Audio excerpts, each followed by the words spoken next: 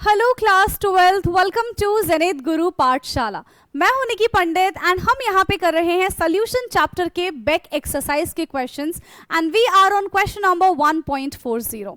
सो इससे पहले के जितने भी क्वेश्चन है उन सब का सोल्यूशन आपको सेम प्लेलिस्ट में मिल जाएगा, including in text question and solved question. So let's solve this question. Determine the amount of CaCl2। आई हमको गिवन है 2.47 dissolve in 2.5 liter of water such that osmotic pressure is 0.75 atm at 25 degree centigrade. Okay.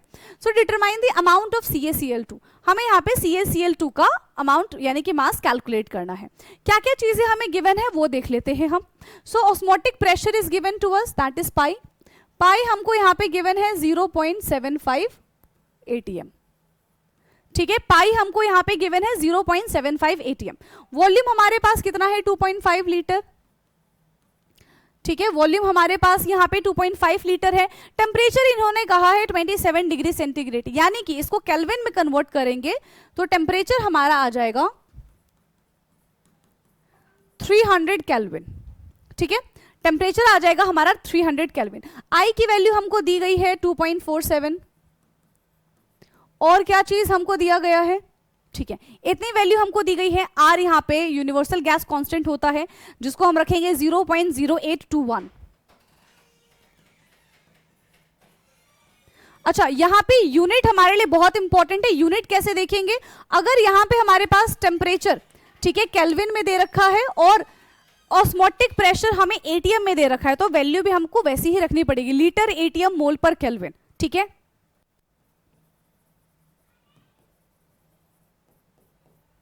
इस तरीके से। ठीक है, पर मोल पर kelvin है वैसे तो, पर मोल पर केल्विन। ठीक है, नाउ अब ऑस्मोटिक प्रेशर का यहाँ पे फॉर्मूला क्या होता है, yes, pi is equal to CRT बोल लो। ठीक है, pi is equal to CRT। C यानी कि कॉन्सेंट्रेशन, कॉन्सेंट्रेशन यानी कि क्या होता है given mass upon molecular mass. ठीक है, अब देखो यहाँ पे क्या होगा, आई भी लगा दो ऑस्मोटिक प्रेशर और C यहाँ पे क्या दे रखा है हमारे पास, C is the number of moles given in volume. ठीक है, सो I into N upon V into R into T।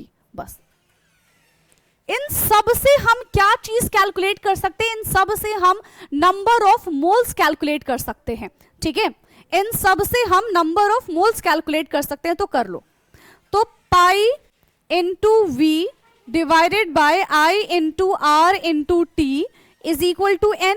N आ जाएगा हमारा नंबर ऑफ मोल्स, पाई की वैल्यू है हमारे पास 0.75 एंड वॉल्यूम हमको दे रखा है दैट इज 2.5 अपॉन I की वैल्यू हमको दे रखी है 2.45, 2.47 है।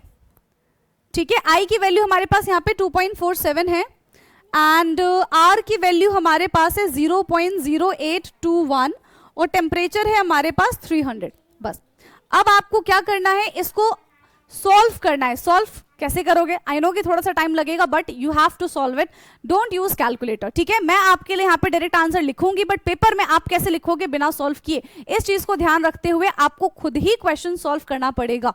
ओके, आगे ये चीज समझ में। नाउ इसको सॉल्व करने पे आपका जो आंसर आएगा 0.0308 आएगा, this is the number of moles. ठीक है, ये क्या है हमारे पास, this is the number of moles जो अभी हमने कैलकुलेट किया है। अब मोलर, अब देखो नंबर ऑफ मोल्स पता चल गया, मोलर मास CaCl2 का निकाल लेंगे तो क्या यहां से हम गिवन मास नहीं निकाल पाएंगे, निकाल लेंगे। ठीक है, तो सबसे पहले मोलर मास कैलकुलेट करते हैं CaCl2 का। मोलर मास कैलकुलेट करते हैं हम CaCl2 का। ठीक है, कैल्शियम इज 40 प्लस 35.5 इंटू 2। ठीक है, तो 40 प्लस ये हमारा 71 हो जाएगा।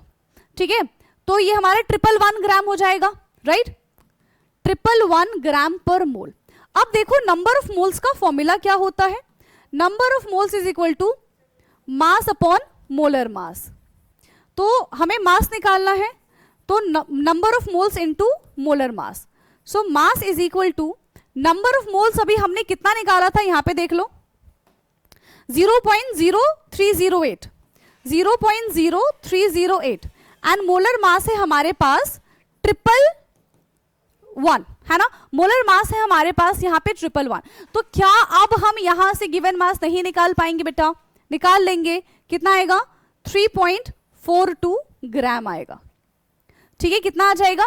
3.42 ग्राम आएगा। This is the given mass, मतलब जो हमने कैलकुलेट किया है इतना मास हमारे पास होगा। ठीक है, तो आई होप कि ये क्वेश्चन आपको अब समझ में आया होगा। कैलकुलेशन वाला पार्ट आप खुद से करेंगे, फॉर्मूला लगाना आपको आता ही है। ठीक है, टफ क्या है? सिर्फ और सिर्फ कैलकुलेशन, राइट? तो इसको कैलकुलेशन एक बार करके देखेंगे, बाकी सारी चीजें हमें क्वेश्चन में दी गई है। हाँ, एक बार हमें यूनिट का ध्यान देना है कि किसमें हमको वैल्यू दी गई है। ठीक है, तो उसके हिसाब से फिर हम आर की वैल्यू रखेंगे। ओके, चलिए, तो यहाँ पे ये क्वेश्चन भी हमारा होता है कंप्लीट। इसका फटाफट से लेंगे स्क्रीनशॉट। ओके, एंड अगर कोई भी डाउट होता है तो आप कमेंट करके पूछ लीजिएगा। बाकी अब हमारी मुलाकात होगी नेक्स्ट क्वेश्चन के साथ। Thank you so much.